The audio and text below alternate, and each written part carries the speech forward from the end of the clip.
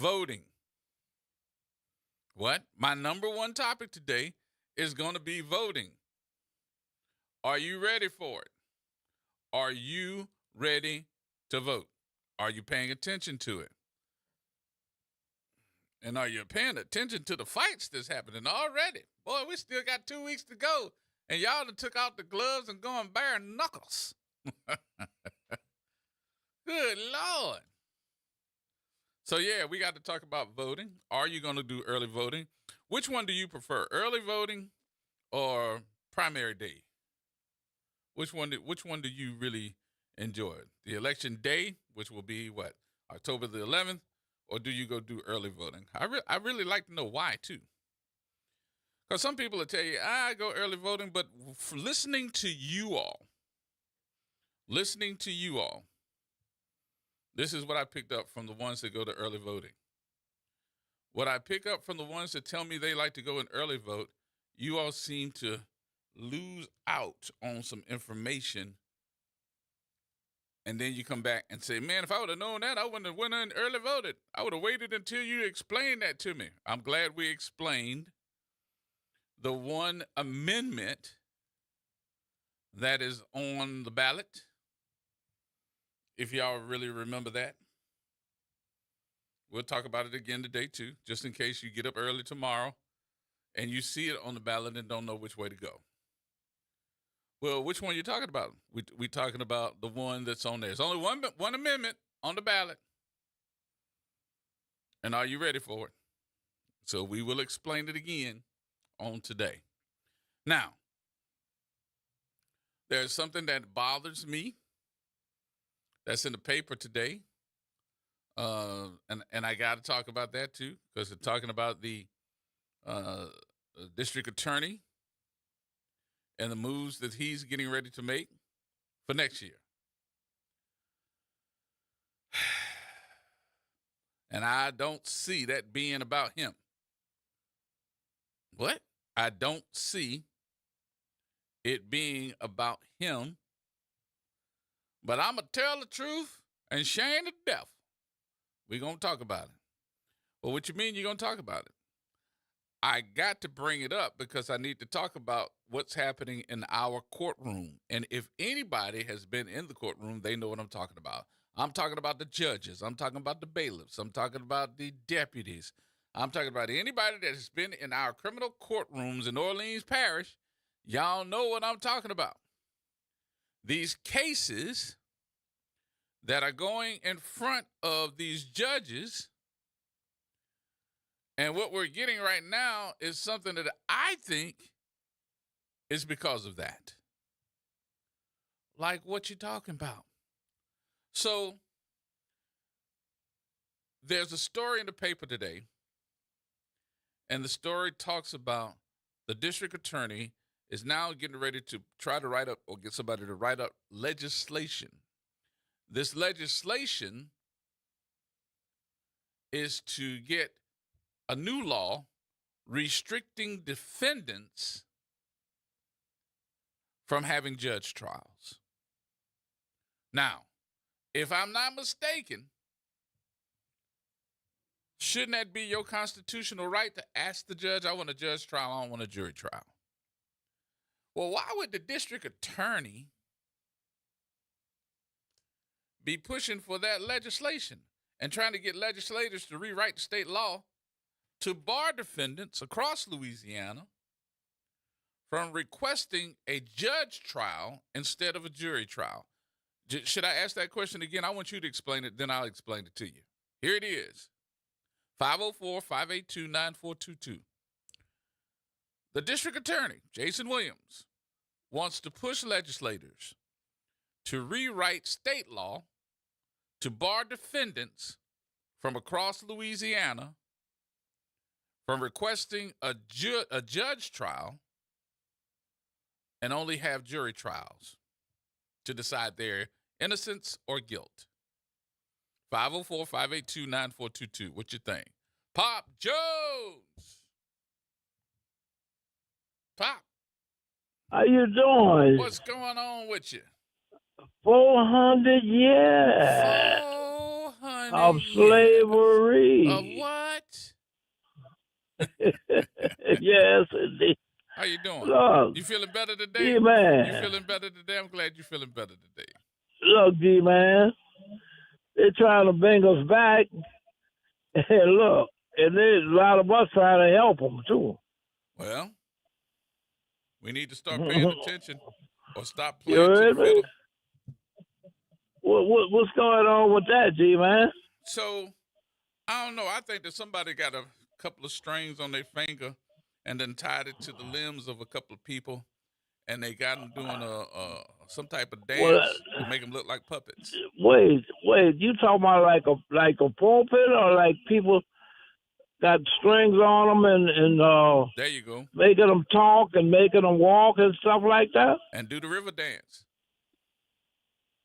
Oh no, G. Because when I saw this, I'm like, you got to be kidding me. You're the person that's wanting the legislators to rewrite state law? Why is this? So that defendants across Louisiana can't request a judge trial. They got to have a jury trial. So I'm shocked when I look at who did it, because I was like, Attorney Jason Williams? What? Something wrong here. Who you doing this for? Oh, yeah, that's a good question. Because this don't make sense right now. Why nobody else did it? Mm. And why is it you? I tell you, it's not a joke, G-Man. When I say 400 years of slavery, look like they're trying to bring us back, and we got that, and they getting help from us. So if I'm getting ready to go and put my life on the line with a trial, Right. I do have the right to request Mm-hmm. a judge trial instead of a jury trial. So Okay. I'm almost looking at it and saying, isn't that should be somewhere close to somebody's constitutional rights, even though it may not be in the Constitution, but isn't that like somebody's constitutional rights to be able to say, hey, look, I want a judge trial instead of a jury trial? And you want them to rewrite the legislation? Well, G, have you asked him to come on and explain that, or? Oh yeah, I got something I got to say about it, but I'm just Okay. letting y'all talk first. All right now. It's I know coming. you're gonna handle business, G, man. You know it's coming. All right, I'm gonna hang up and listen. Let somebody else call It's in. coming. It's Look, coming. All right, my friend. How Dr. Shepard doing? She's doing good. She's gonna be back on Monday. She had to get a kid straight this weekend. Oh, okay. All right. I'll All talk right, to you later. G, man. All right. Have a good Talk weekend. to you later. You too. All right. We got to take a break. We'll take a break here. We'll come back. Have some more conversation. Winston, hold on. Don't you go nowhere. I'm coming right back to have some more conversation. We got to take a little pause for the calls, pay some bills, and we'll be right back, y'all. Everybody hold tight.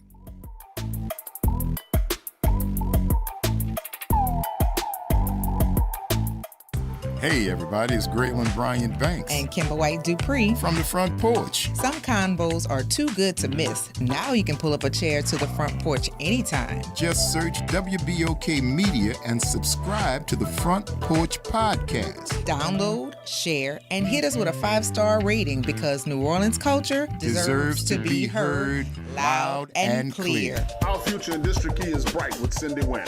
From Lincoln Beach to Lake Forest Manor to the high rise, Cindy has created real economic opportunities and stronger neighborhoods. She's just not talking about change, she embodies it. From cleanups to youth programs to bringing business back, Cindy's been hands-on every step of the way. With a proven record of results, she'll be ready to work on day one. On October 11th, let's keep the momentum going. Let's bring her back. Vote Cindy Wynn for City Council District E because together we can finish the work. I'm Cindy Wynn, and I approve this message. Tired of the impersonal, one-size-fits-all style of banking? You deserve a bank that delivers exceptional service and personalized attention to your needs. That's the Home Bank Standard. Since 1908, Home Bank has been a trusted financial partner for businesses and families because we go the extra mile to help you reach your goals. See for yourself why Home Bank is good for business, good for life. Stop by any New Orleans area location or find out more at home24bank.com. Home Bank, member FDIC. New Orleans deserves a leadership that actually delivers, fixing city services, cutting waste, and actually holding departments accountable. I'm not running because I want the title of mayor. I'm running because I want to be the people's mayor. We've done so much. Crime is down over the last 3 years. Six Flags is being revitalized after 20 years of neglect. Lincoln Beach finally funded, but we have more to do. I'm Oliver Thomas. I'm running to be your mayor. Not for me, but for us. Paid for by Friends of Oliver Thomas. Looking to join an organization that is committed to help promote economic development in New Orleans East? Look no further. The Greater New Orleans East Business Alliance is a member-based nonprofit organization made up of business owners and local professionals united for the purpose to promote business development in Eastern New Orleans. If you want to become a member, call us at 504-957-3568. Coffee has been important in New Orleans for over 170 years. Today, coffee remains an important part of our culinary culture, and roasting coffee is big business here. With over thousands of coffee industry jobs here in our city, NOLA Coffee Festival is our time to celebrate Southern coffee. Join us October 3rd and 4th at Kenner Pontchartrain Center for our 3rd annual coffee show. You'll sample great coffee, attend great classes, and learn firsthand from our coffee experts. Admission starts at $20. Come learn what makes NOLA coffee hot. Making a difference in the community. WBOK 1230 AM. Here we go. The reality check on WBOK 1230 AM. Welcome back. Friday afternoon.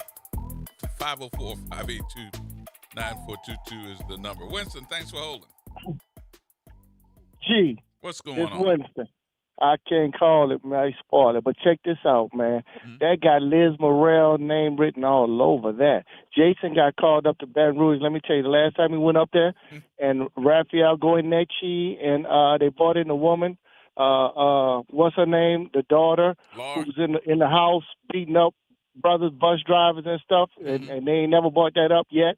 But anyway, they went up there and put Jason on the spot. And he went in the back, and I think he got a spanking from Liz Morrell and Landry. Yes, and they probably told him, I think Landry probably threatened. I believe Landry probably told him he was going to recall him or take him out or something like that. Whatever powers the governor have, he's trying to hold on to his job. And right now, that's exactly what he's doing. He's doing their bidding now. You know, they got him. They got him over the barrel. They've been trying to get their foot in the door, to get their foot in New Orleans and to run it the way they wanted to run it. They don't think we really know what we're doing, right? So they think that he's just a figurehead now because they got him over the barrel, and I think he's scared. He's running scared. But what I don't understand is how they got him over the barrel. Because remember, it wasn't but a year ago that he was fighting all of them because they had him from another district in the United States federal court for tax evasion. And he won. He did. He won that, but I think they got something. They got something on him. I don't know what. I don't know. I just believe that he's afraid. I believe he's just afraid of the governor's power. I think he's afraid of governor's power, and I think he's definitely afraid of Liz Morrell, probably more than the governor. I'm telling you, I swear, I think she done spanked that man back there, and it wasn't a good spanking either. And I don't think he liked it. I think he's doing with it now.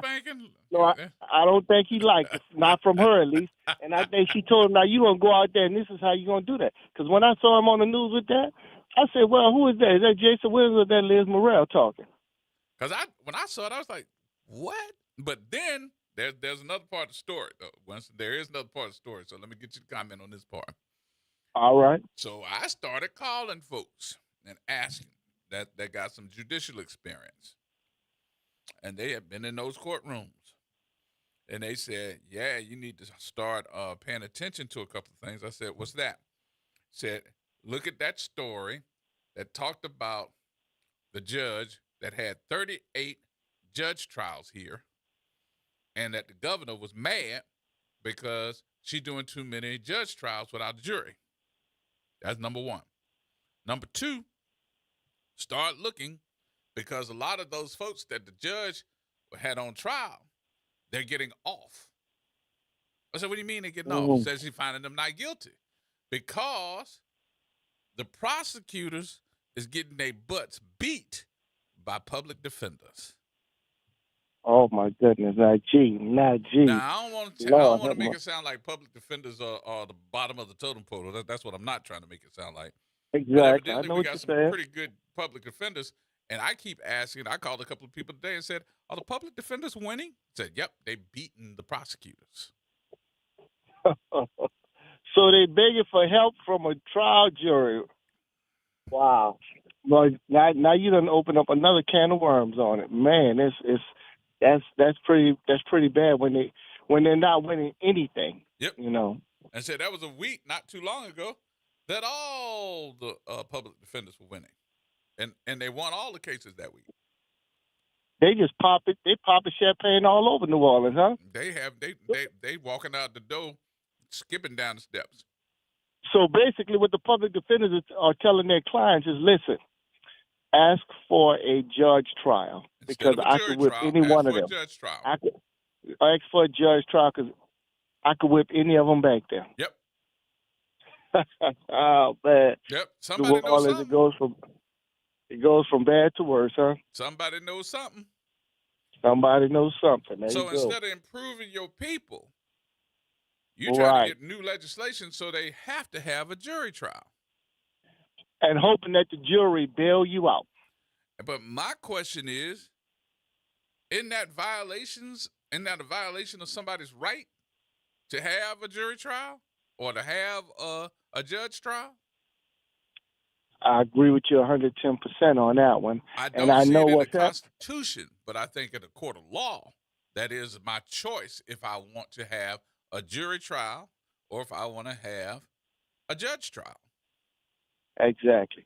But you see, I think that goes back to the situation when Jason went up to Baton Rouge, and they looked at the fact that everything you put in front of judge, you guys are getting waxed. You getting beat up.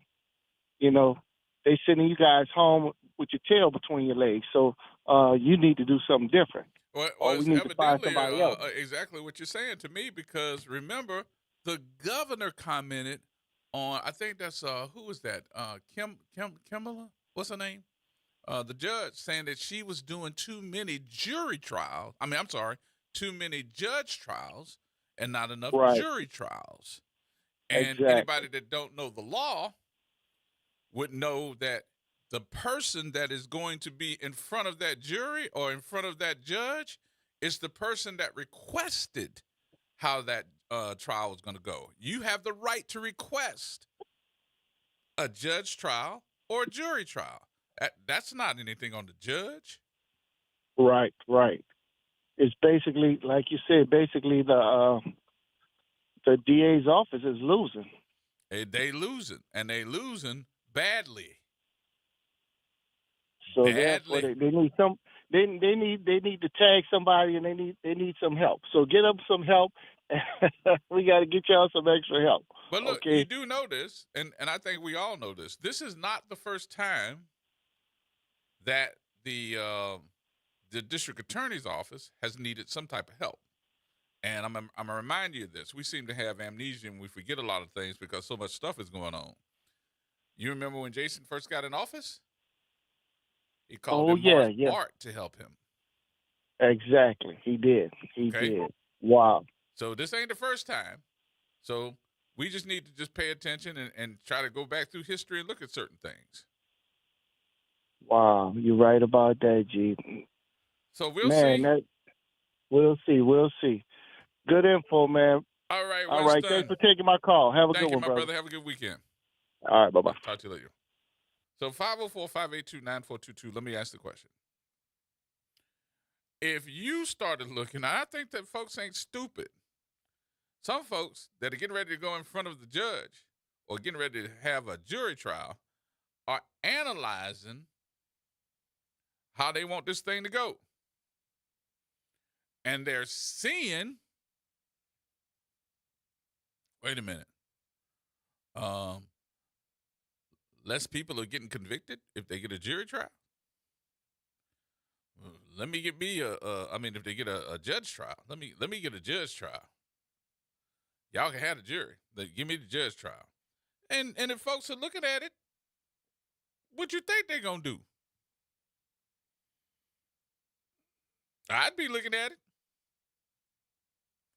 and saying to myself, self, and self said, huh? I want a judge trial. Which one would you pick? Cedric. Hey, man. What's going on? Shouldn't something like that go before the voting populace?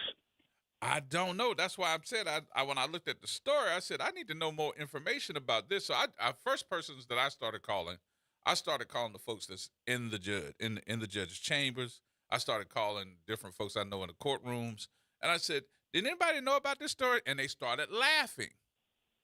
I said, "What y'all laughing for?" They said, "Yeah, man, they want us to stop with the judge trials and start going with the jury trials only." I said, "But they got a violation of somebody's rights." Now, where would I find that?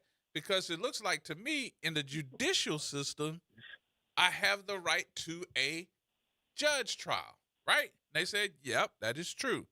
But the district attorney wants to go to Baton Rouge and have them write up legislation that you can only have a jury trial. Well, you know, the state of Louisiana has a concern with giving people due process, and I'm speaking in reference to what I've been going through, even with my DUI situation, with the CDL license. The state does not, the DMV or whatever, they do not give you due process, and that in itself violates your rights as a citizen in this state of Louisiana. Now, here I go, Gerard. Happy Friday to everybody. Who is he, the district attorney, endorsing for mayor? Oh, I tell you, Gerard, he's endorsing Helena Moreno. Just last night, again, she was on a debate saying we're going to get the state legislative auditors.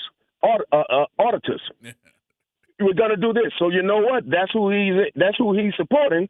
So pretty much, here we go. The city of New Orleans, the citizens of New Orleans, we're going to lose rights.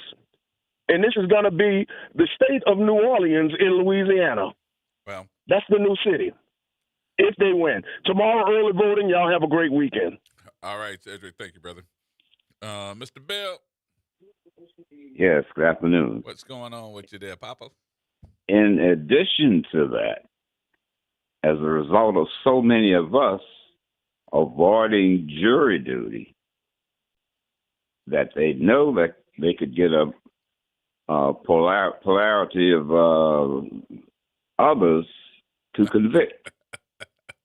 Not the with a others. Jury trial. Is it the others? Hey, you make folks sound like they from Mars or somewhere. Who's coming? The others. It's the others. Let's just say MAGA type people. Let's put it that way. You make it sound like they're coming from Mars, though, right? Who's coming for dinner? Who's coming? I got called for jury duty once. It was years ago. Mm-hmm. It was a drug trial, and I wanted to sit, but I wasn't called. Mm. You wanted to sit? Held. I wanted to sit. Mm-hmm. Take part in that just to see the experience. And, well, I do know this. If you go to a federal courtroom and you one of the jurors, you probably going to be very few of us. Yeah. I could see it being that. That's the first thing came to mind when you mentioned it. Yeah. Outside of what the other callers have said, in addition to the other callers have said. But let's look at that. At all of that you're saying, and even with the others. Yes. You wouldn't expect to see that coming from probably the only district attorney in the state of Louisiana in the South that can get a jury of folks that look like me and you. So why would you even think to go head on and ask them folks only to get juries that can come and not a judge trial? I don't think the other gentleman mentioned except the fact that he'd been getting his butt whipped. His office has been getting his butt whipped. Yeah. And so those folks that think they got a slam shut case, it's not. The judge is going to evaluate the testimony correctly, you would say, and folks are getting off. But the jury trial with a minimal amount of us right, and a maximum amount of them, the chances of that person being convicted is higher. Mm-hmm. But we First playing thing came games. to my mind. But they're playing games. And before the other gentleman mentioned the possibility of Jason being in a loop of some sort, and for you to stay here, you're gonna have to do this. You have to go along with. I didn't think about that. I started not to call after that gentleman said that, but I had to get this us and them possibility in the courtroom as well. Did you by any chance read the story yet? Say again? Did you by any chance get a chance to read that story? No.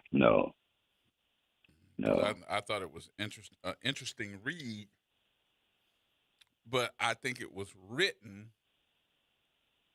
Let me see how for him by someone else. It was written for them.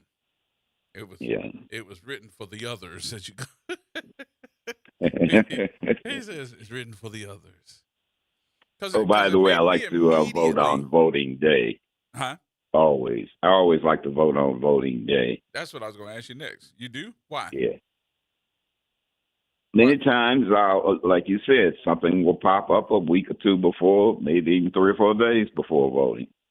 And along with that, many times I'll run into someone I haven't seen in a good while. Mm-hmm. But voting, I would usually like to go in about a half hour before it closed just to see how many folks voted in my precinct. Really? Yeah. And did I answer that question for you? I usually leave pissed. Did I answer that question for you earlier this week about the amendment? Yes, I got it. I got it locked and loaded. Okay, all right. I thought that was you that asked me about it. You know, I don't remember 2 minutes. So many of these amendments and propositions with a yes or no answer. Your yes may mean no, and your no may mean yes. Mm-hmm. I read it several times, and I said this could mean yes or no either way. I just don't know how they verbalize their little writings so cleverly. And I'm not a Philadelphia lawyer, so I needed help on that. Not the Philadelphia lawyer. Yes. Yes, you are. Yes, oh well. Yes, you are. But I'm still pulling for Oliver. I know you didn't ask me that, and I'm not supposed to be. That's all right. Go ahead. Campaigning. You didn't ask me. You're not informing me. You're not advising me to say that. But I'm saying it.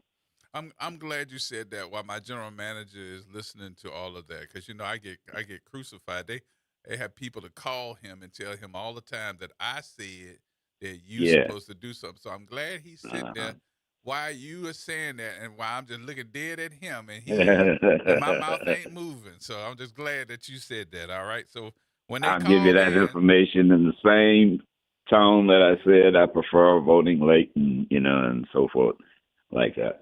But voting on voting I understand why. day. I like to do the same thing. I don't like to go early voting. I like to go the day of. I want to see how many people going to the polls. I like to talk to the posters and ask them, "Hey, has it been busy today?" It breaks my heart when I hear that they just sitting there collecting dust. Oh no, we had about 1 or 2 come in here in the last hour. I'm like, what? I'll get in there and I'm like 27 on the what? Right. It's 4:30 in the evening, So let me ask you this: do you think that we will have high voter turnout or low voter turnout in this election season? A case like that, I would rather not make a prediction. It'd be just like predicting a football game. I stay away from that prediction. But I'll tell you what I think.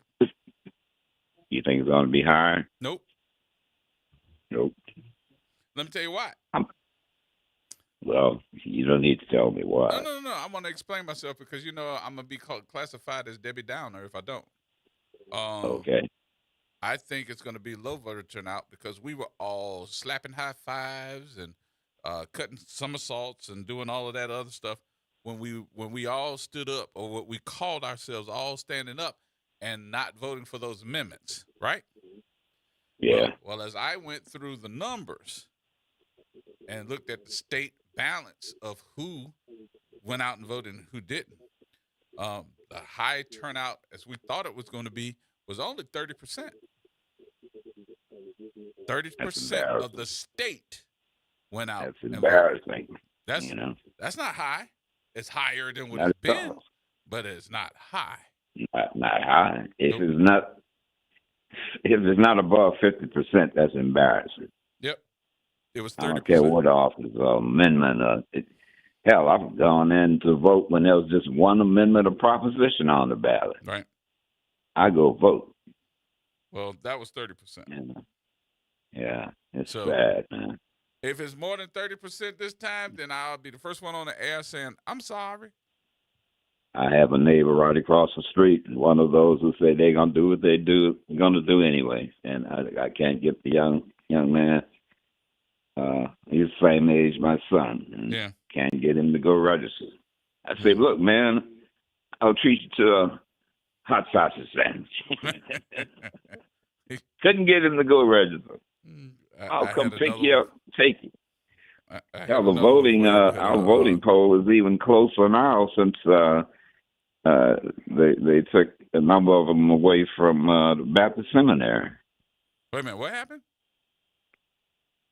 We were, in this area, we were voting at the Baptist Seminary. They had 9 million, well, not that many, maybe 100 voting booths in there with maybe 20 some odd. Okay. 20 some odd precincts. And where I'm voting now is even closer. So they took away the polls from the Baptist Seminary? Baptist Seminary. I don't know how many, but a number of different for Punch String Park. Huh. I don't know about the Lower Ninth Ward. So where are you voting now? At the Methodist Church, Bethany Methodist Church. Are you making me pull up some stuff? Because, we be going over that at least after the vote. So maybe I need to go over that before the vote. Tell everybody where they need to go. And across the street from where Cargill Elementary used to be. Okay. All right. I'm about to pull that up right now as far as voting. I'm looking at the New Orleans Baptist Seminary right now. Yeah. Okay. I got some work to do. Okay, my man. Thank you, sir. Appreciate you much. Take it easy. I'll tell you, man. Have a good weekend. All right. 504-582-9422 is my number. Mr. Buddy, hold on. Because I got to take a break. I'm going to take a break. I'm coming right back to you. So hold on. There is more coming up next right here on WBOK.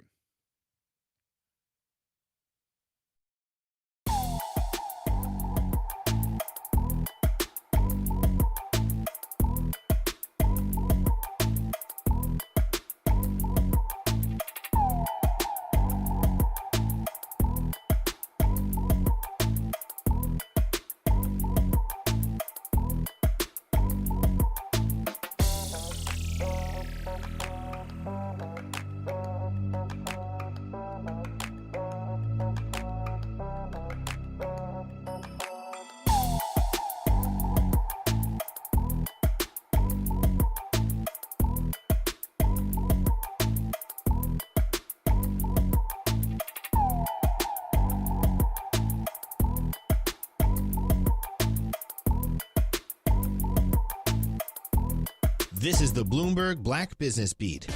Historically black colleges and universities are responsible for a lot of black professionals across industries. For example, the United Negro College Fund says that HBCUs produce around 70% of all black doctors.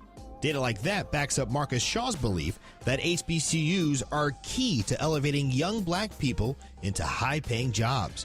His organization, Alt Finance, focuses on sending young black talent to Wall Street. One roadblock in that pathway? Shaw says it just comes down to awareness. For many of our students, they don't have a lot of transparency or a lot of clarity around what a career in alternative investments would look like. And so creating that exposure and some of that co-education around how to manage a career, moving from banking to private equity, is something that's very new to students. Marcus Shaw's Alt Finance is one organization looking to clear the pathway for success for young black people. I'm Bloomberg's Justin Milliner on the Black Business Beat. Pro Savings Days are back at Lowe's. My Lowe's Pro Rewards members save even more with limited-time doorbuster deals. Save $5 on 24-count Contractor's Choice 42-gallon trash bags, now just $14.78. Plus, get your choice DeWalt Elite Series saw blades for $9.98. Not a Pro Rewards member? Join for free today at Lowe's. Valid through 9/17. Selection varies by location. While supplies last. Loyalty program subject to terms and conditions. See Lowes.com/terms for details. Subject to change. If Ernest Hemingway was alive today, would he say this to you? Shakespeare, Mark Twain, Edgar Allan Poe, all great writers. And after reading your book, I simply must add you to the list. Wait, you don't have a book yet. So make a free call to Page Publishing. Turn your book idea into publishing gold. 800-215-6818. 800-215-6818. That's 800-215-6818. The New Orleans Jazz and Heritage Foundation is the nonprofit organization that owns the New Orleans Jazz and Heritage Festival presented by Shell. With the funds generated from Jazz Fest, the foundation invests in Louisiana communities through economic development, cultural enrichment, and free educational programs. To learn more about the New Orleans Jazz and Heritage Foundation, please visit us at www.jazzandheritage.org. Here we go. The reality check on WBOK 1230 AM. All right, folks, welcome back. Welcome back. Mr. Buddy, thank you for holding. How you doing? Hello. How you doing, sir? Pretty good, this buddy. Yeah, what you got? Jacqueline Wilmore has typed in about jury trial versus judge trial, and she got it exactly right. You're guaranteed a jury trial. You got to waive your constitutional right to go the other way. Now, where that's in the law, I don't know. Ask a lawyer. They should tell you. But on voting, I always go the day of voting. But I find out who voted and who didn't, who did vote, and how many voted for each candidate when I go to the Secretary of State site the next morning, because it's always interesting in my precinct. And you go down there, it's by each position. They tell how many votes each person had. And I find it always interesting that sometimes when you count the votes for most popular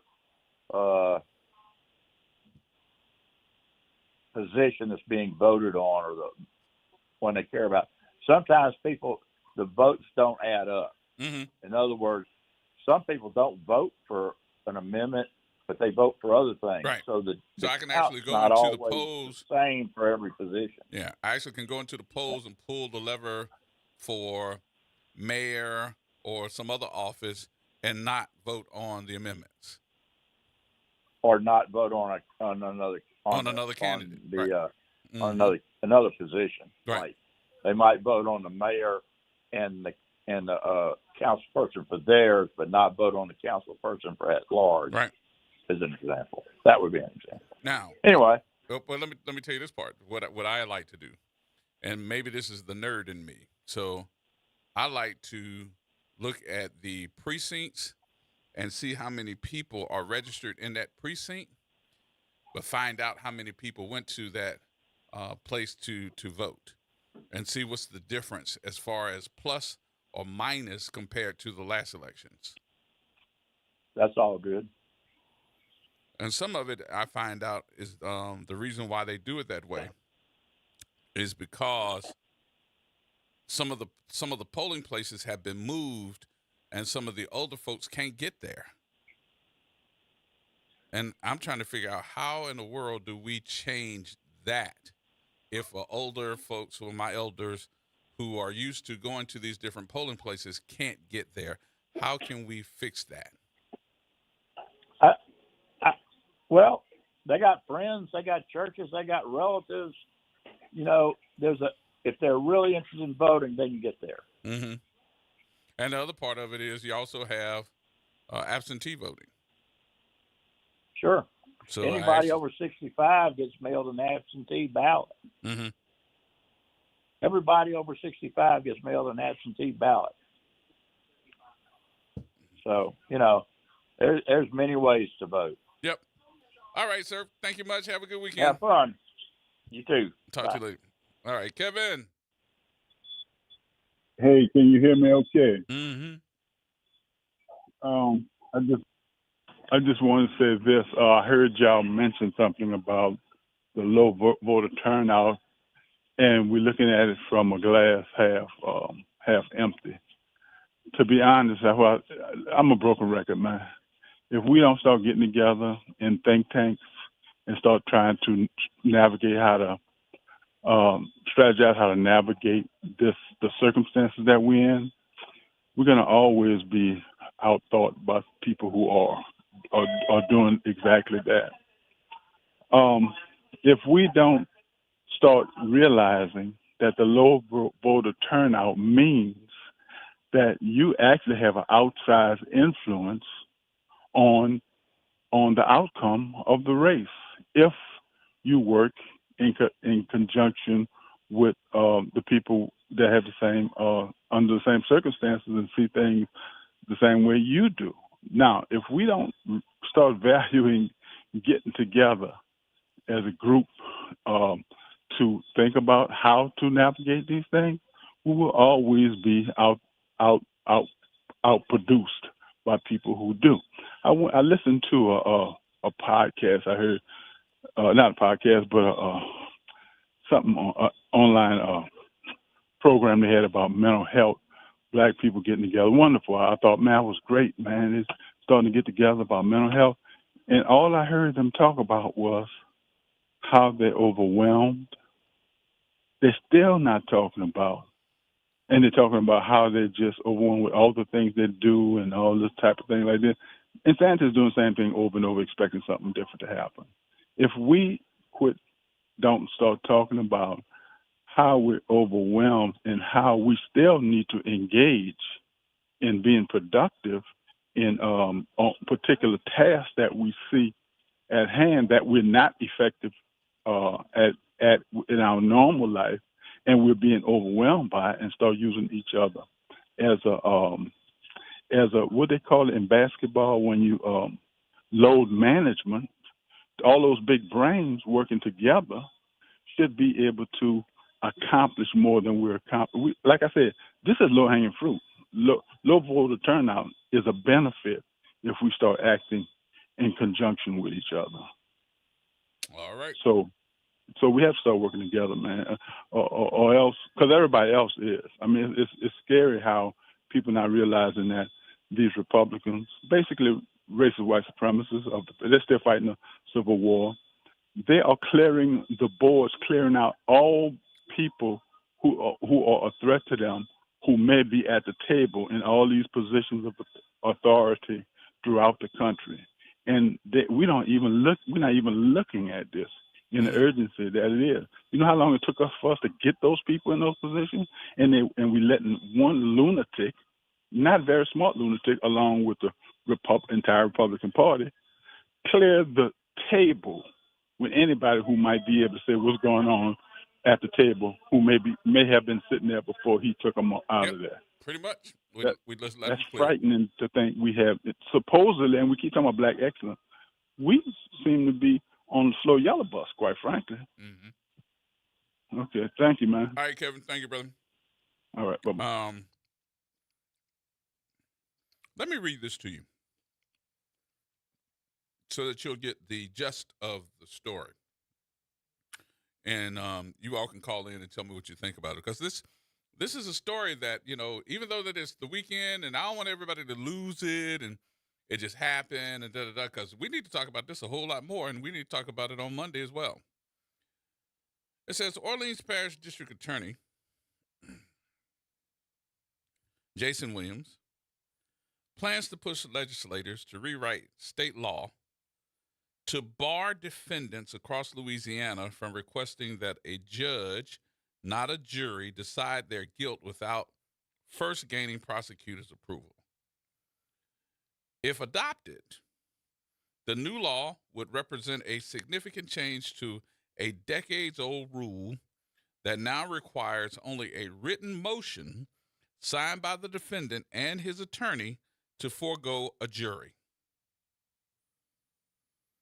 Williams announced his plans to pursue the change Thursday in a news conference and said his office drafted legislation that Senator Jimmy Harris of New Orleans has agreed to carry.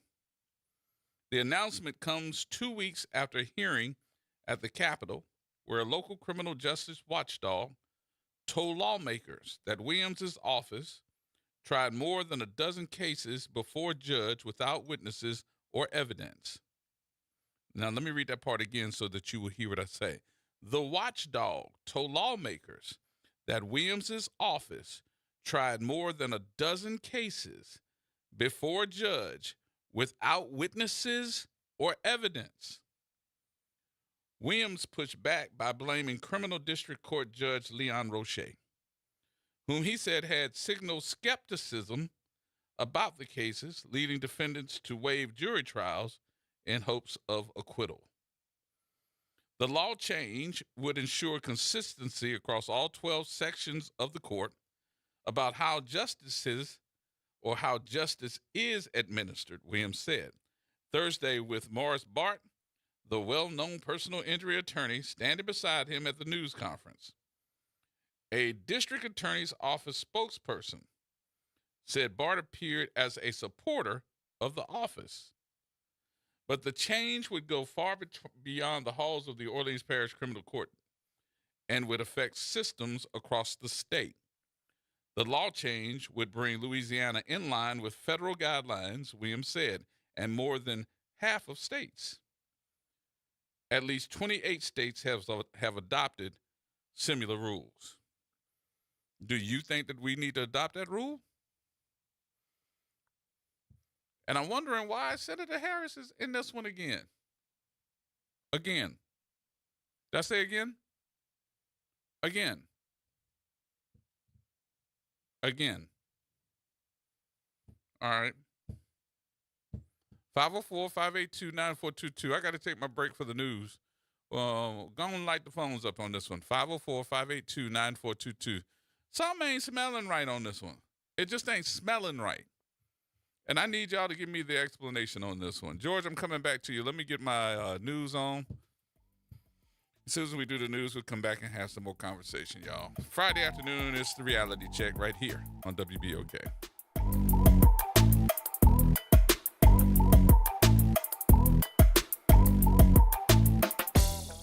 From the campus of Xavier University, WBOK Go, an Equity Media Station.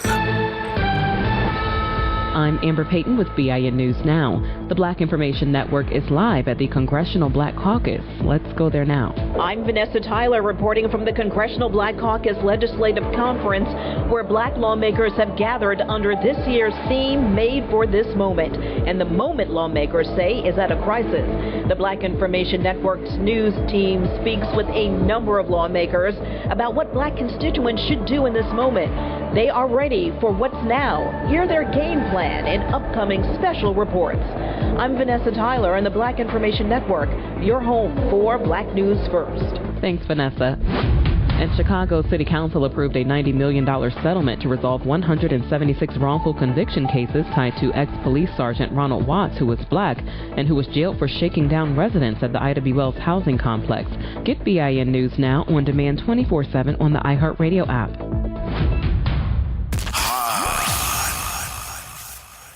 Here we go.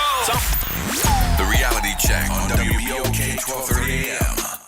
All right, folks, welcome back. Here we go. 504-582-9422. George. Hello? What's happening?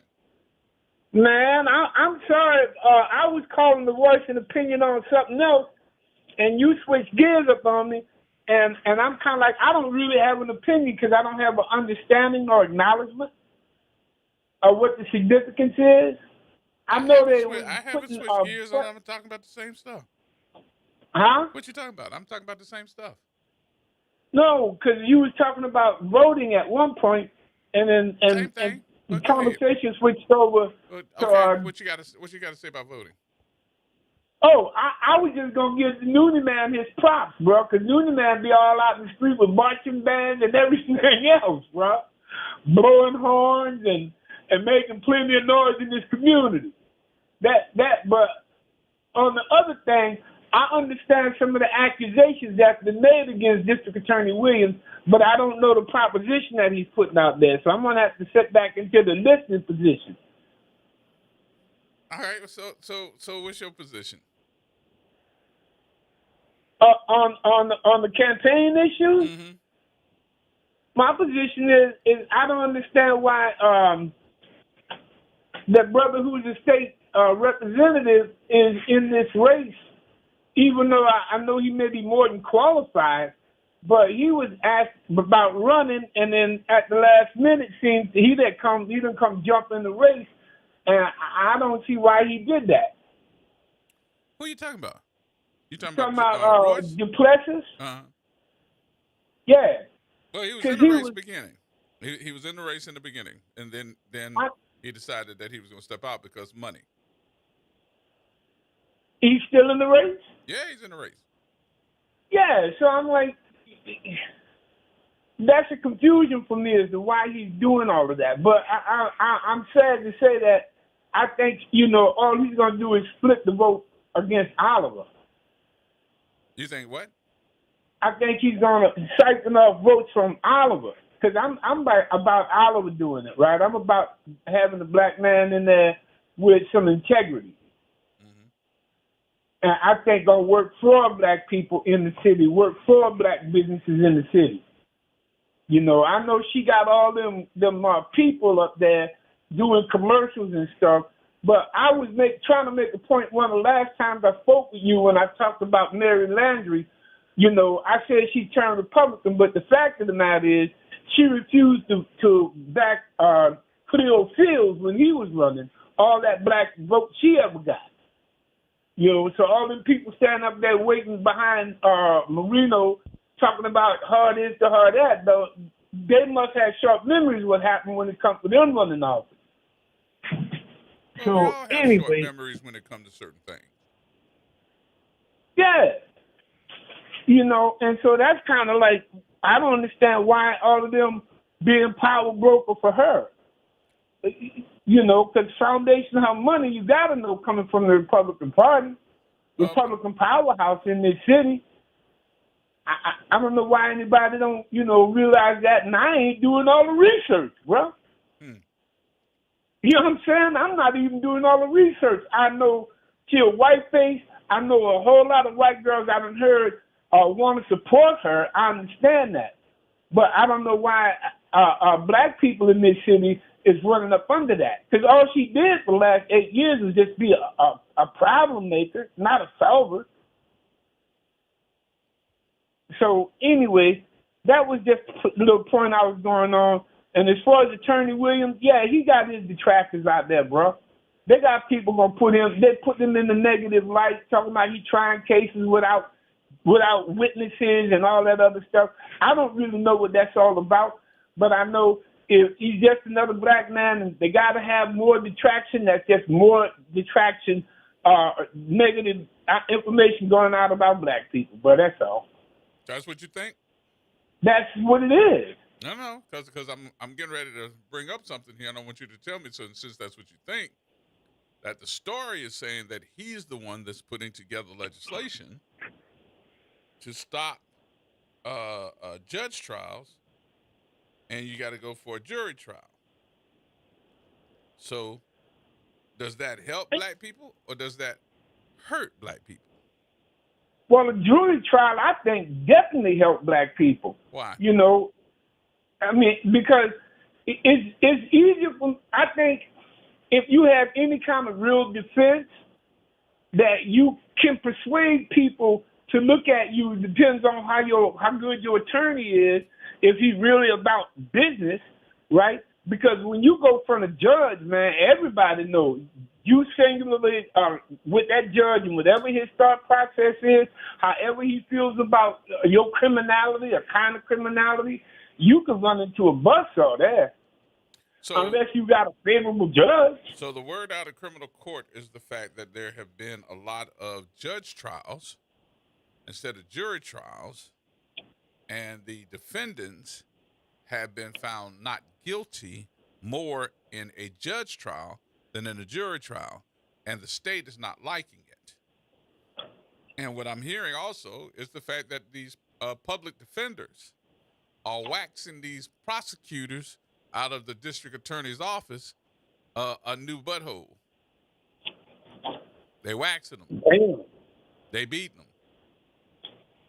There must be some hell of a public defenders, free lawyers, huh, bro? Either that or the other side is not prepared. And that's the jury trials. That's part of the question. I'm like, at that point, I don't have no understanding. But the way you present it and the way the information going down, that's what it sounds like. If they're going in front of judges and losing like that, bro, either the judges have a certain kind of slant to things, or he got a piss poor office. Yeah. Don't you say how you really feel next time, yeah? Uh-huh. I said, why don't you just say how you really feel the next time? So, hey, bro, I'm kind of like, what is the legislation he's bringing? What's that supposed to advantage his prosecutors with? Well, what I see in this whole scenario is that evidently the lawyers for these folks are saying, lawyers for defendants are saying, as for a judge trial instead of a jury trial. And evidently that's what they're asking for. And what they're doing is they are beating the prosecutors and the judge that can decipher law and the way that they move in court better than any jury could anyway, and making a decision. Right. Then all I can say on that is, bro, he must have some piss poor people prosecuting his cases. If that's the deal, because the judge, it should be either that or they got no case. They're bringing a bunch of no cases to a judge, and the judge is looking through this going, and this is flimsy, that's flimsy. I don't need a witness to know this is flimsy. Well, that could be scenario number one. Yeah. And that just, that really points out him and his deficiencies.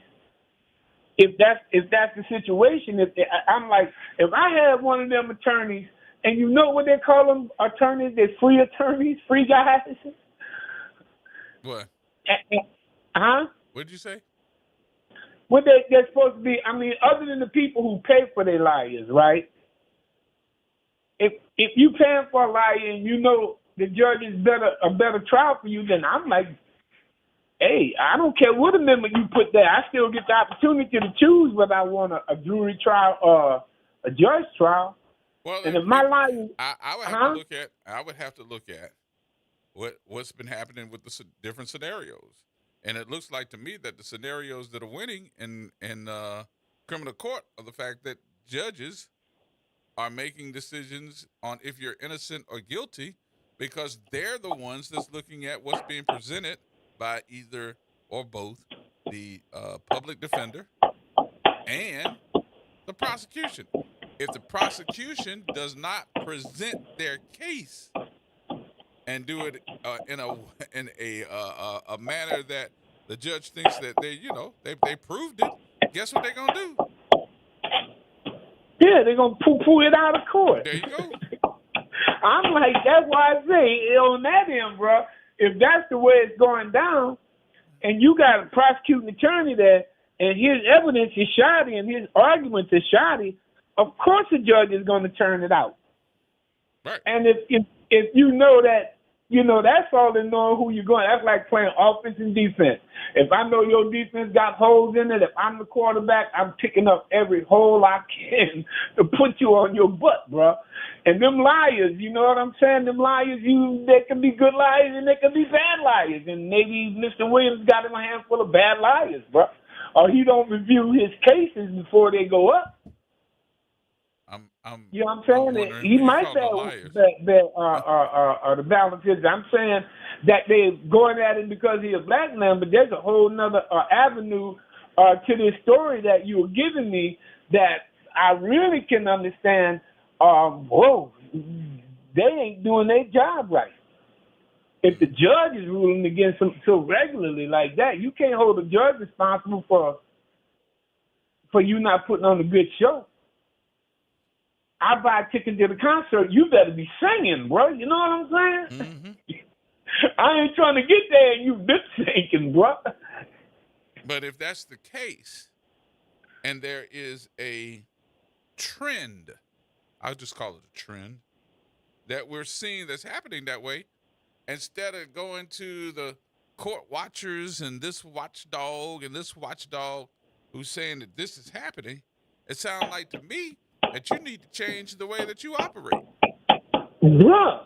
What are you doing? Are you on the roof doing shingles or something? What are you knocking No, out? man, I was chopping up some parsley to put inside this chicken salad I made because I went to AI, and AI said if you use a lot of garlic, then you should add parsley because it gives it a more robust flavor.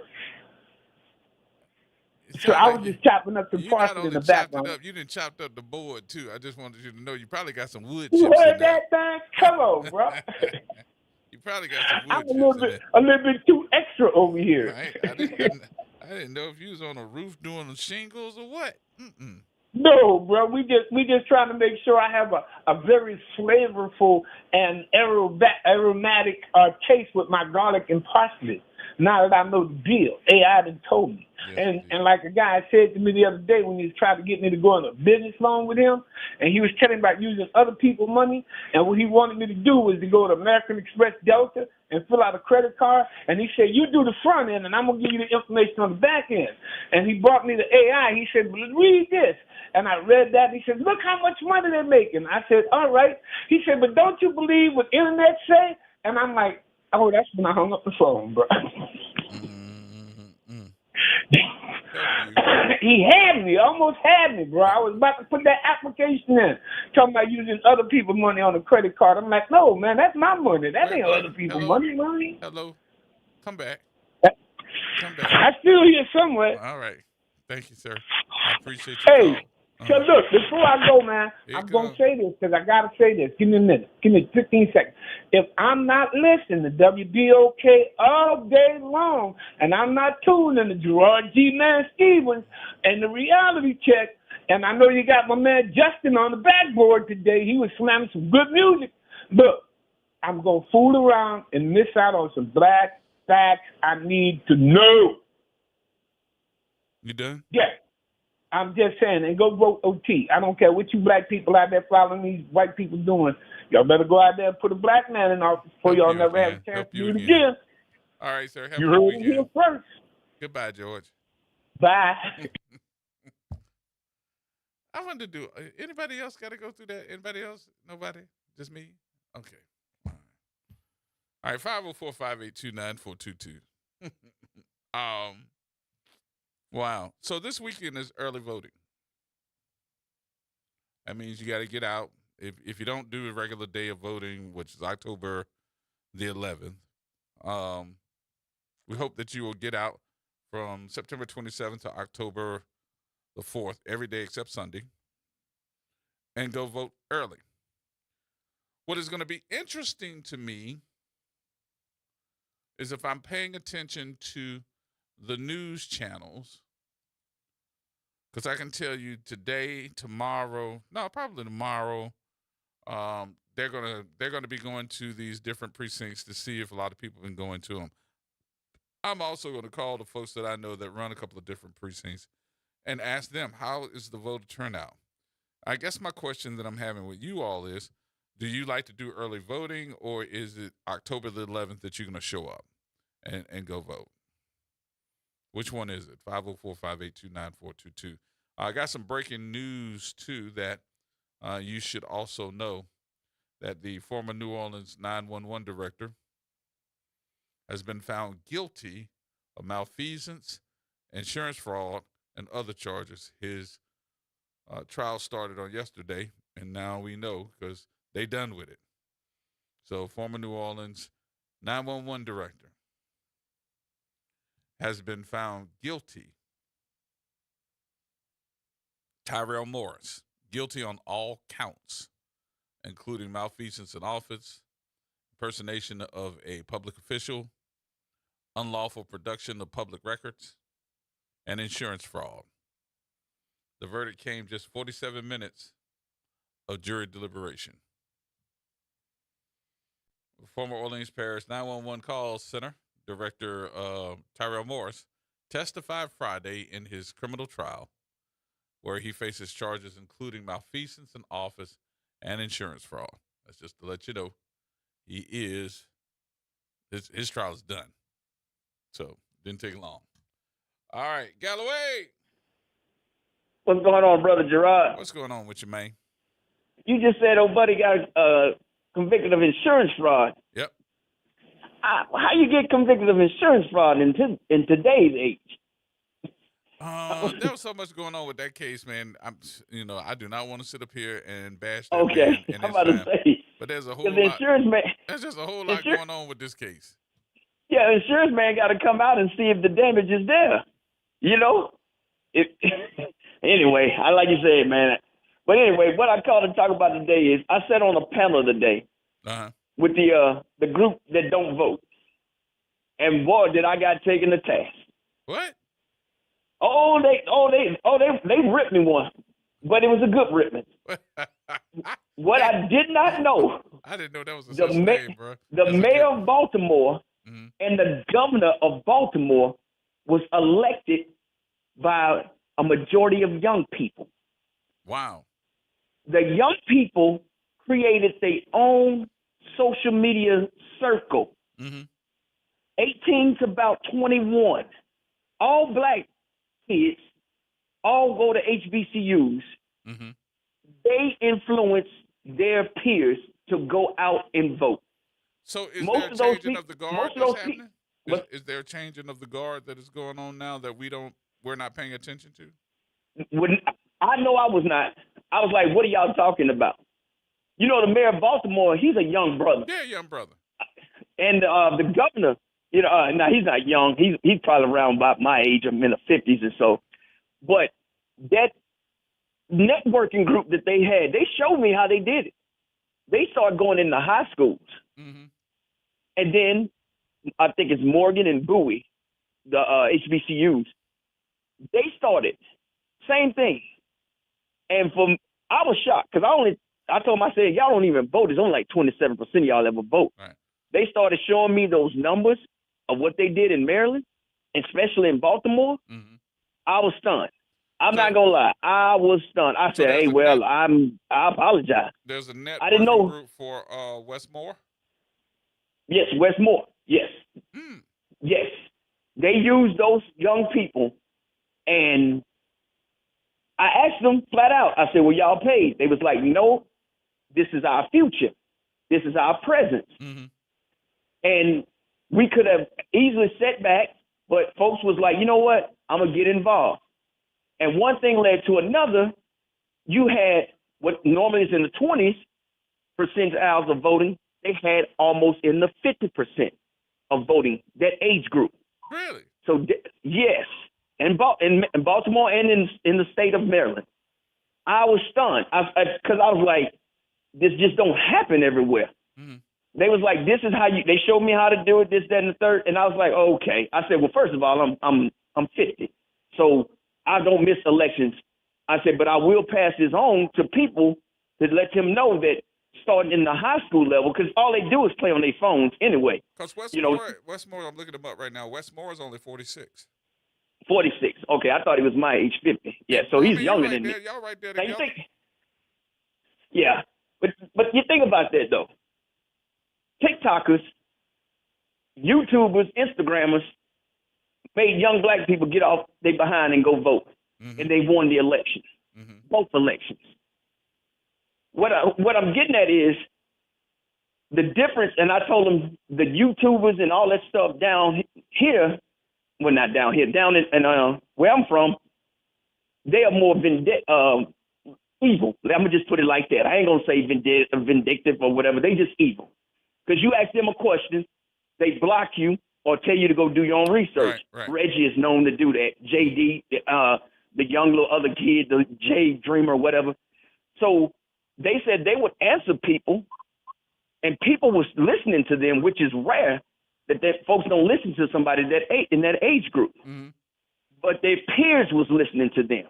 So they connected with the people that I consider that don't vote.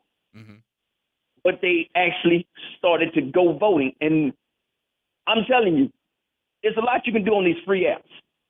And I really believe they maximize their potential to the point where I wasn't the only person in there taking notes. It was other people that was older than me, other candidates and elected officials listening to them young people and asking them how can they do the same thing. So that's something to think about. Because I didn't believe it. Because I don't pay attention to social media influence. How can they do the same thing? Are you talking about how they can get people to listen to them to go vote or run for a party? What you talking about? How a candidate can get a group of influencers to get their candidate's message out and encourage the 18 to 35 age people to vote. That's a big deal. That's you a changing of the guard.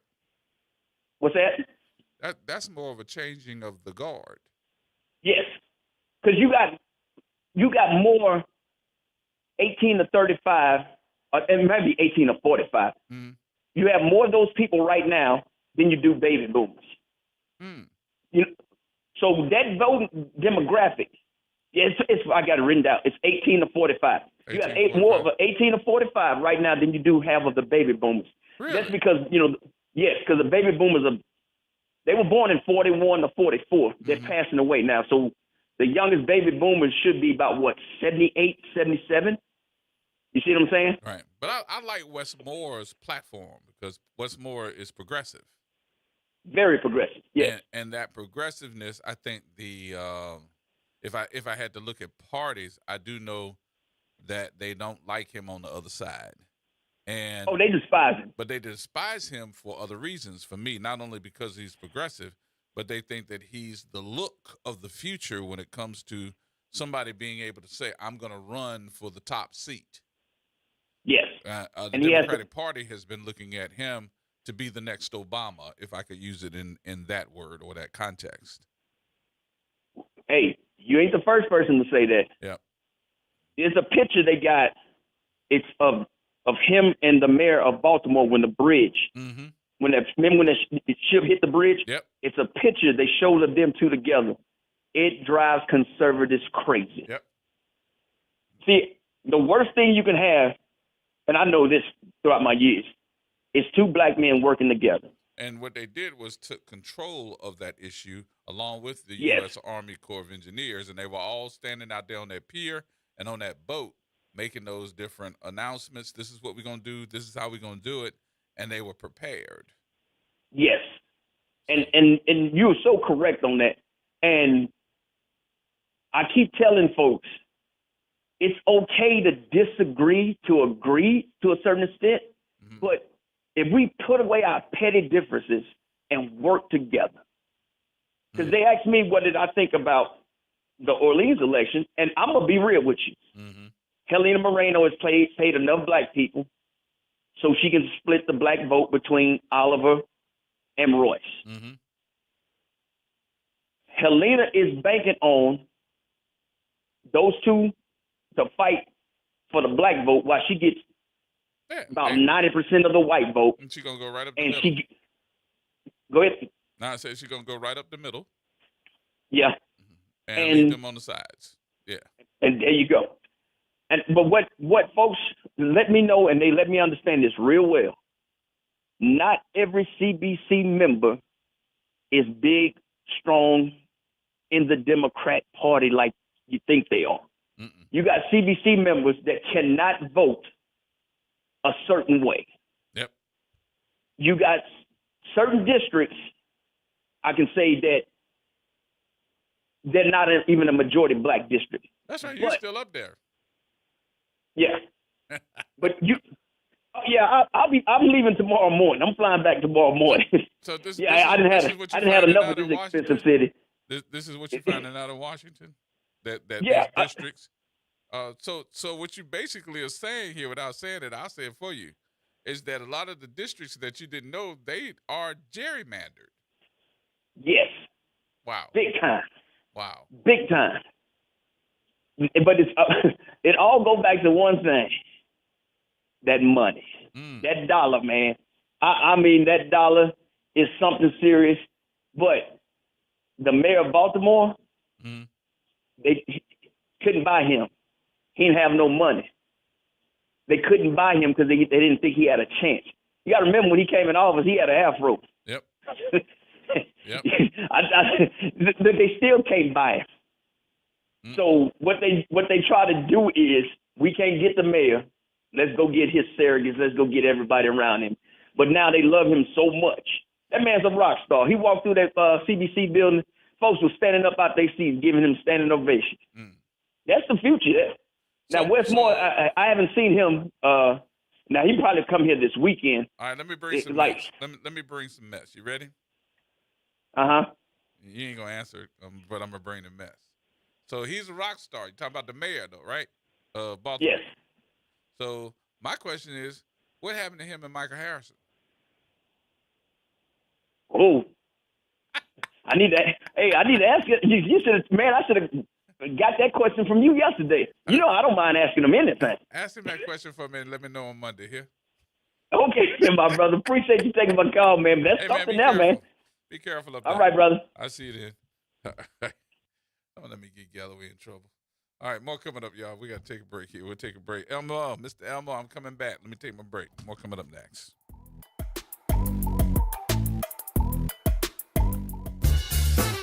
This is Andronica Morris, host of Put Housing First. Join us every Tuesday at 12 o'clock, where we will discuss how housing affects every aspect of our lives and what's necessary, what's needed to guarantee housing for all. Join us every Tuesday at 12 o'clock as we dig down deep onto the issues that affect all of us. Hey, y'all. Make sure you tune in on Thursdays at 12:30 p.m. for The Room with Chef Bunny, sponsored by Blue Plate Mayonnaise on WBOK 12:30 a.m.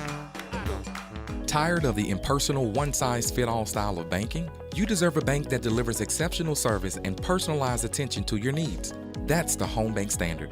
Since 1908, Home Bank has been a trusted financial partner for businesses and families because we go the extra mile to help you reach your goals. See for yourself why Home Bank is good for business, good for life. Stop by any New Orleans area location or find out more at home24bank.com. Home Bank, member FDIC. The National World War II Museum. Located in the Warehouse District of New Orleans, the National World War II Museum tells the story of America's experience in the war that changed the world, why it was fought, how it was won, and what it means today. Visit them online at www.nationalww2museum.org for time tickets and safety information.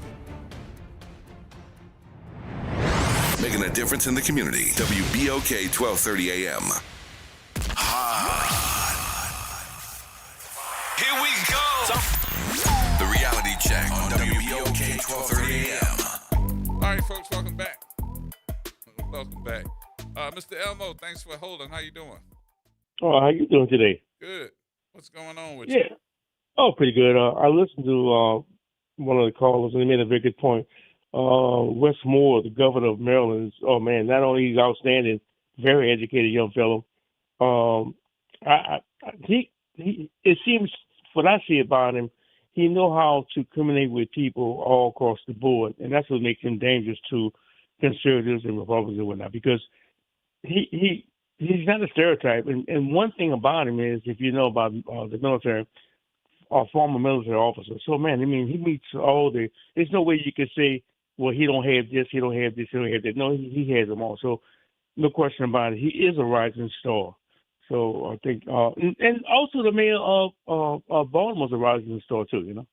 Yeah, Westmore is the governor. Well, he's not the mayor, but he's the governor of Well, yeah, Maryland. but the young man that represents Baltimore is the mayor. He's a rising star, and American Westmore's also a politician, rising star too. businessman, author, former U.S. Army, and the 63rd governor of Maryland since 2023. And he may be one of the best governors that Maryland may have had. To be very honest with you, you know. I didn't say it again. I said he may be on record history-wise as one of the best governors they ever had. You know. Yeah. Well, he was put through the test when that ship hit that bridge. You know, but he was a great governor before then. But you know, when that ship hit that bridge, he was the first one to take the role and say, "Okay, cool, let's get what we need, and let's put it together." Him and the mayor of Maryland. Yeah, they both no matter they have either one of them have a bright future no matter where they want. I think either one of them have a bright future to move up on the position if they choose, you know. Mm-hmm. So what does that make them to anybody else?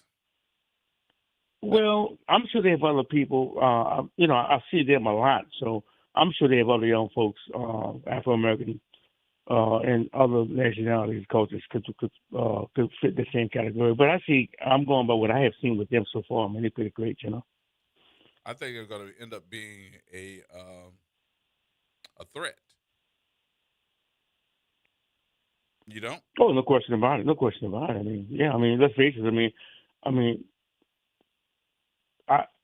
They're both sharp guys. I mean, they're young. They're very educated. They're sharp. Very progressive. You know, I think that they could communicate with anybody. They don't have no hang-ups. I mean, let's face it. I mean, I don't know about the young man from Baltimore, but I know, if I'm not mistaken, I think West is an attorney also. So I mean, he has all the credentials. I mean, he might be overqualified to be that young, but he is, you know. Well, I think Brandon Scott is just as smart as anybody else. I'm not trying to evaluate who's the best one, but I know Brandon serves as he's like the 52nd mayor of Baltimore. He's the youngest person to hold the position in over a century. And he's also committed to ending gun violence and investing in the youth. So a lot of folks, when he got into office, was thinking that he was too young to be there, and still until he started making some moves, because those moves that he started making were more so about cleaning up current, I guess, BS. And thinking that it was okay to have these certain people in position in Baltimore. And he just started saying, okay, cool. We don't see no movement in your department. You're fired. And started firing the folks. He started looking for go-getters that were going to go out there and make a difference.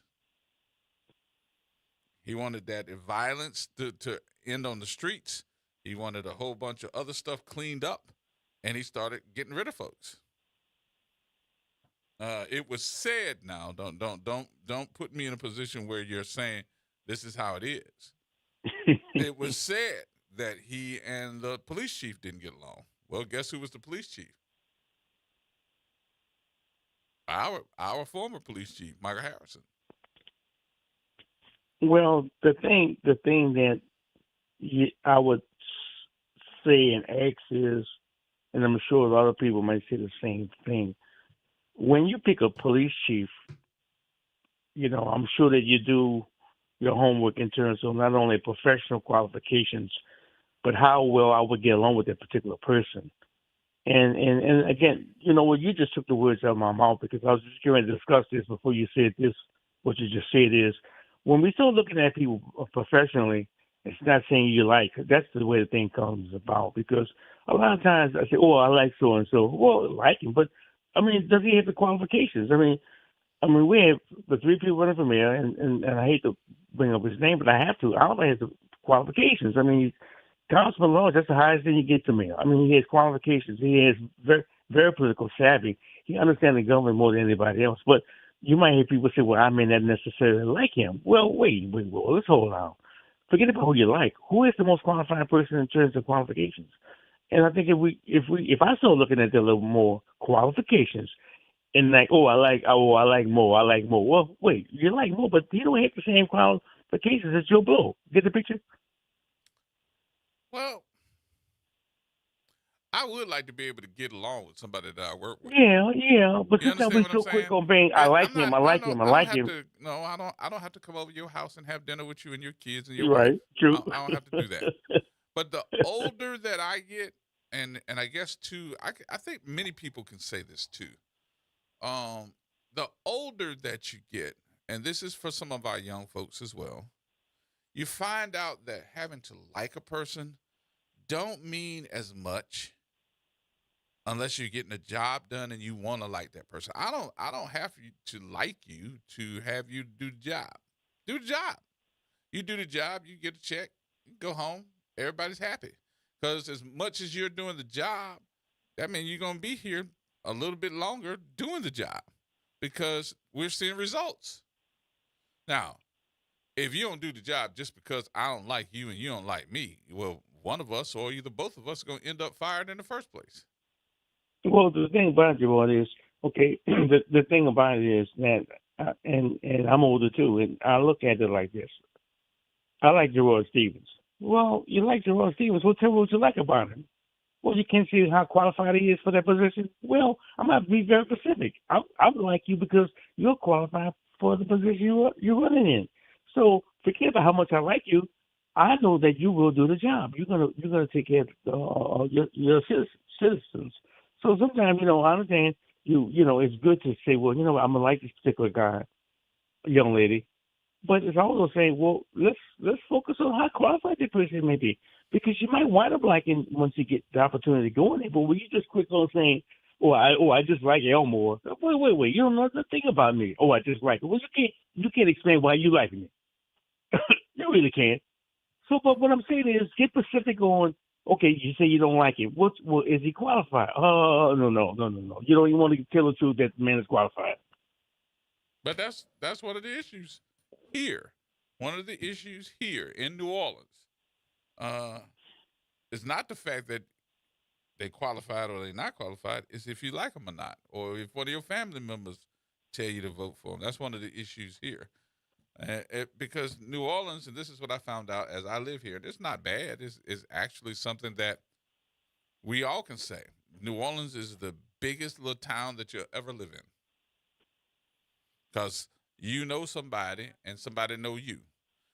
We don't introduce ourselves to people as, I'm that person, da-da-da-da. We introduce ourselves in several different things. The religious community want to know what parish you're part of. And that's old school. That's how Louisiana was divided up. That's why we are in parishes instead of counties. Parishes basically being your religious parish. The other part of it is, especially here in New Orleans, we won't know what school you went to. And I'm not talking about your elementary school, and I'm not talking about your college. Where'd you go to high school? Right. And it took me a minute to learn that, too. I think Sekou was the person that told me that, man, you need to learn the culture of New Orleans. I told that at his funeral, God rest his soul. But he the one that told me, you got to learn, man. People ask you what school you went to. They don't want to know no college.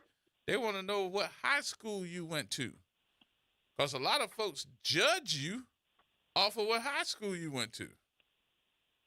Well, look at yourself, man. You pick up the lingo pretty fast. I mean, no, it took me a minute. I've been here 35 years, but it took me a minute. It took me a while to understand that you was a New Orleanian, but I didn't care. But the fact of the matter is, you talk like a local, you think like a local, and you bring up some things maybe locals don't know. I guess I should say thank you. You're better. But I gotta ask you this though, Mr. Elmore.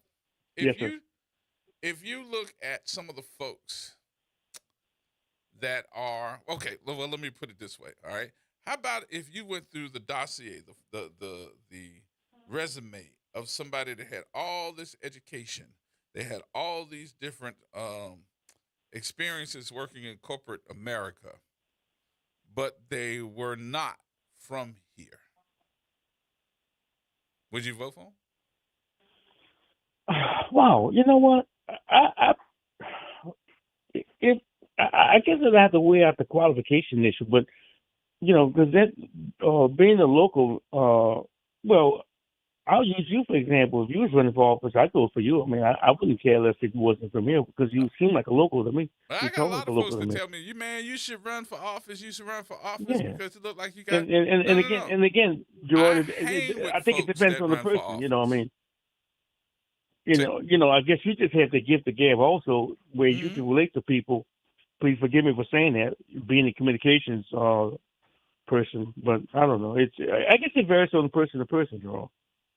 But I have a lot of friends that are, I would say, in office, have been in office, and I'm not scared to ask the questions about certain things. So I like to do my research, and I love to make sure that I can repeat some of the stuff that I know that person is going through. And they school me sometimes, but I'll be the first one to tell you, I don't know it all, and I don't try to. If I tell you I know everything, I'm lying. Because I don't. I just happen to be blessed enough to hang with a lot of folks. Well, Gerard, I'm gonna say this, and I'm gonna say this if you give me the opportunity to say this, and you're gonna figure it out real quick. The thing that I look at is when I look at the leaders, political leaders that's running for mayor, councilman, governor, president, what have you, Senate, Congress. I look at being an attorney. You say, well, why is that important? Well, again, attorneys are very smart people. I'm not saying other people ain't smart, but they understand law. You get yourself in very much in trouble. I don't need to give no examples of people that they're not attorneys. They don't really know the law, and they're business people. And you hear them saying, "Well, I'm a businessman." Oh, no. I can name a few, and I don't want to name it on the radio. You don't want a plumber doing refrigeration work. You sure don't want a welder doing painter's work. So what I'm saying is, it means a lot when the guy says he's an attorney. It means a lot when he says, I've been in public service for years. And people say, oh, I don't want a career politician. Man, you got to be sick. I want someone that's a career politician. I want someone that also has, now, there's exceptions now. There's exceptions with someone that don't have a law degree. But I'll tell you something. Most cases, that's where you got to do your homework. You have to really look at the track record of that individual. So, you know what? He may not be a lawyer. Oh, but he's sharp. Oh, he understands politics. Nobody can understand it better than him or her. So you got to kind of really do your homework, you know what I mean, to figure it out. I can't figure it out for you. You got to figure it out. Somebody asked me about running for mayor. Now, this is just a conversation piece. And my answer was this. Why would I want that job? Well, listen to what you just said. Now, let me tell you, I'm not talking about anybody else. Oh, I'm asking me. And I'm asking you about me. Well, I can answer it for you. Want that job? Because I'm going to do a comparison. I want to hear your answer, but I'm going to do a comparison. Go ahead. Okay, could I give you an answer? Yes, sir. Okay, you're smart to understand the people you trust and the people that, have expertise in certain areas. And if you're a good manager and you understand people that you can pick, you're gonna have a problem because you don't supposed to have every answer. So if you have picked the right people, transportation, police chief, fire department, sanitation, safety permits, I mean people that's very professional that that's gonna watch your back. They ain't gonna throw you on the bus. Man, you're in good shape. You gotta be a good manager. Okay. Does that make sense? You want my answer now? Yeah, sure. All right, here we go. So what I have seen from a city that I love, and I think could be a great city if we just had different commerce.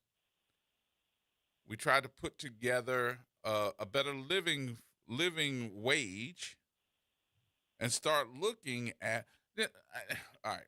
So one thing about New Orleans East, and I see Helena Moreno more than anybody talking about New Orleans East. This is what we're going to do. But in that same commercial, I'm looking at what is she saying? What is she saying? And you're telling me you're going to put a satellite office for City Hall out there and maybe one or two other things. That's not enough for me. All right. That's just my personal opinion. And I don't care who's listening, what influencer is going to write something about me later on. I don't care. I'm a grown-ass man, dog, as Cedric the Entertainer would say, and I can say whatever I want to say about anybody's politics. But I am going to tell you this. If there's a plan for development, then that plan for development should be shared with all the people so that all the people can get behind it. Because I had the opportunity to talk to developers, and one of those developers was the former president of St. Tammany before she died, God rest her soul. But one of the things she taught me was build it first, and they will come. Because I told her I used to ride down I-12 when I was in St. Tammany Parish a couple of times, and I would always wonder, how in the world they put that Target out there in that cow pasture? How did they put this development, big box store out here and there's nothing else? She said, build it first, and then you present it. But always know that it's something that you can do with it, even if one deal falls through. And I said, okay, cool. I remember that. But we haven't built nothing. Tell me something new we have built in New Orleans East. That's what well. we ain't built nothing new. We have not built anything new. But Gerod, I'll ask you one more question. Now, don't get that wrong now, because we fixed a couple of things, but we haven't built anything new. Well, I'm going to ask you one more question before I get up there. Why do I have the pleasure and privilege to talk to you this long? I like talking to you, Mr. Elmore. What's wrong with that? No, bro. Okay, since you said that, then get off my phone. No, bro. No, I appreciate it. Wait, bro. Wait, don't get it twisted. I appreciate it, brother. I'm just playing. I know. I appreciate it, brother. All right, buddy. Look, have a nice weekend. You do the same. And I a blessed appreciate one. the call. Have a good weekend. All right, buddy. All right, bye-bye. All right, we'll take another break here. More coming up, y'all, and we'll wrap up a show on a Friday. More coming up. Everybody hold tight. AURN News. I'm Ebony McMorris. The White House is upping the stakes in the shutdown fight.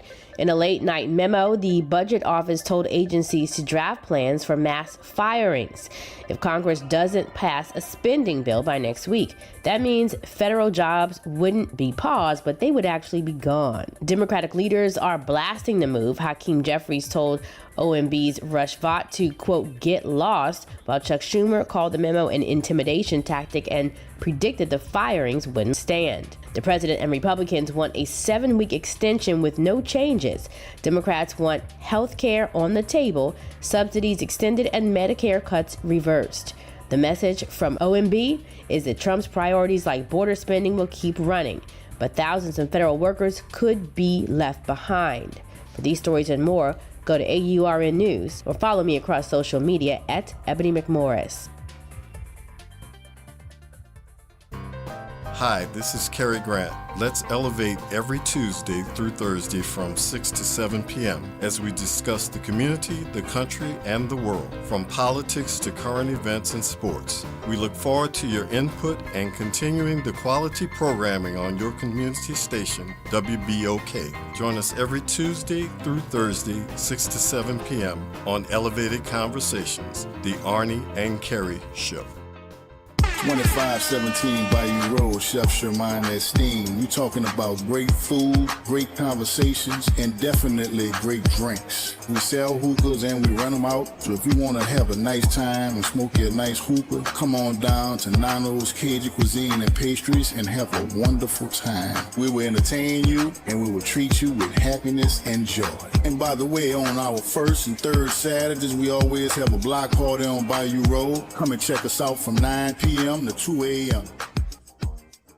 Saints of God, it's time for us to tell you the truth. It's time for you to start your 21-day challenge. Don't take another day. Do it right now. Call 504-701-4711. That's the Whole Water Store, Pastor David Impartan Sr., the host of Change Your Water, Change Your Mind. This is the water that's designed to change your body, the way you think, the way you act, and the way you look. Why don't you start your 21-day challenge today? For $35, you can start it right now. Call me so we can set up your appointment. 504-701-4711. That's 504-701-4711. Change your water, change your mind. Hello, I'm Gary Clark. Please tune in to Dr. Clark 101, The Living Classroom, which is broadcasted weekly every Wednesday at 12:30 p.m. on WBOK 1230 a.m. on your dial. And as always, it's been a pleasure. Visit DePaul's new Algiers Health Center at 2801 General de Gaulle Drive to receive primary and preventive care for both adults and children. Services also include behavioral health, imaging, and on-site pharmacy, vision, Medicaid enrollment assistance, and more. For appointments, visit DePaulCommunityHealthCenters.org or call 504-207-3060. Talk That Noel Education is all about awareness. Join me, Dr. Jaquil Ross from New Schools for New Orleans, to hear from Representatives Delisha Boyd and Matthew Willard, both candidates for the Council at Large seat. Tune in for Talk That this Monday at 12:30 p.m. on 12:30 a.m. When you talk, we listen. WBOK. Here we go. The reality check on WBOK 12:30 a.m. All right, folks, welcome back.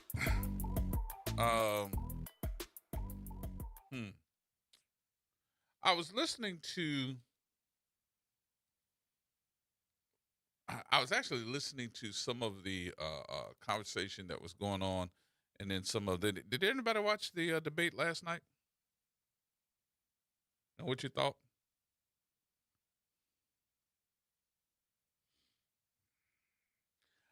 I really think that the city of New Orleans does too many daggone debates. I think that we do too many debates. We got too many TV stations that have not been, I think, even formidable to some of the candidates that they're talking to now. I think that they are biased as well. Just like they think we biased. I never forget that man. Who was that? That lawyer for the lady that was suing the mayor. He told Troy that all we do is interview criminals. And I was like, what did he just say? And it just let me know that they just mad because they can't get the interviews that we get. That's all that is.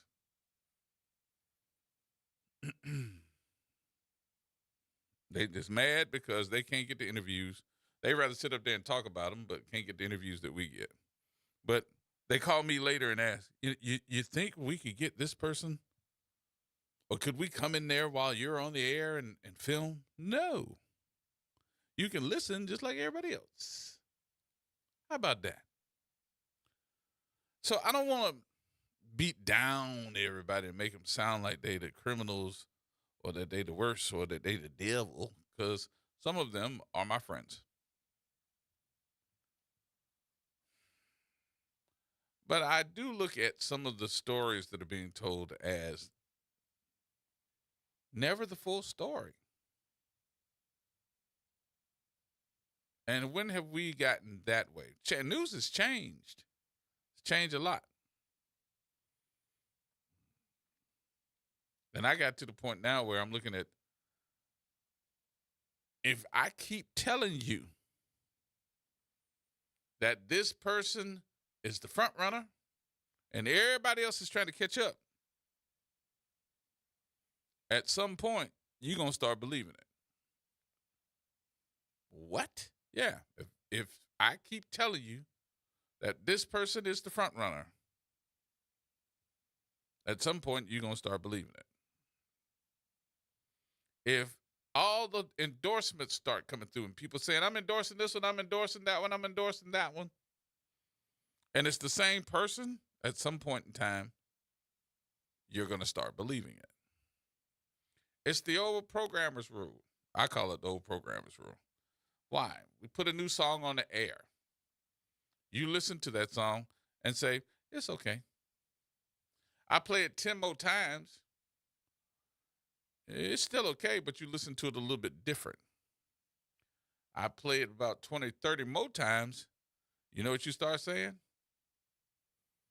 That's my jam. And then I play it another 50 times, and you go, good Lord, I'm so tired of hearing that song. But before it goes off, you're singing it. But you're singing it passively because you know the words now. And you're used to it. So you done got used to it. And then it goes in your archives as a great hit because that's your jam. But you're tired of it. And you know the words. Then 20 years from now, it comes on as an oldie but goodie. Guess what you do?